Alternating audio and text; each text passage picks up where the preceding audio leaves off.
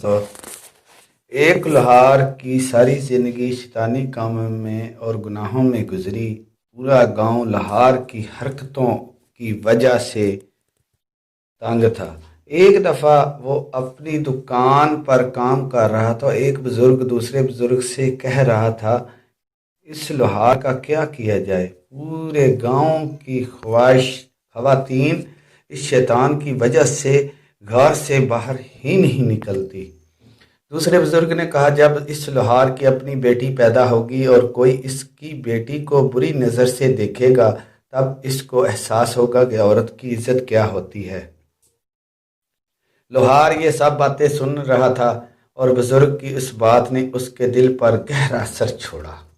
اس نے اپنی دکان بند کی اور ندامت کے آنسو بہاتا ہوا مسجد کی طرف دوڑا۔ خدا سے اپنی غلطیوں کی معافی مانگی اور سچے دل سے توبہ کی۔ اب لوہار نے مسجد میں باقاعدہ نماز پڑھنا شروع کر دی، مگر اس مسجد کا امام لوہار کو عجیب نظروں سے دیکھتا تھا، کیونکہ وہ لوہار کے ماضی وقت سے واقف تھا۔ وہ دل میں سوچتا تھا کہ مشہور زمانہ شیطان جس کے ڈر سے محلے کی عورتیں اپنے گھر سے باہر ہی نہیں نکلتی تھی، وہ اچانک فرشتہ کیسے بن گیا؟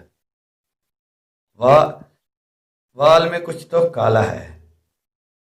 اس کے یوں اچانک نمازی اور پرہیزگاری بننے میں ضرور کوئی نہ کوئی چال ہے، یا پھر اس کا کوئی مقصد چھپا ہوا ہے۔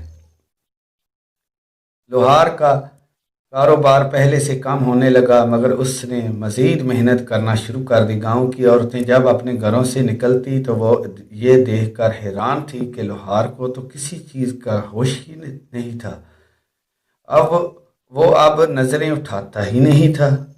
لوہار کے گاہک آنا بند ہو گئے تو اس نے اپنی دکان بند کر دی اور مزدوری کرنے لگا۔ دن بھر کی مزدوری کا اسے تھوڑا سا معاوضہ ملتا، مگر وہ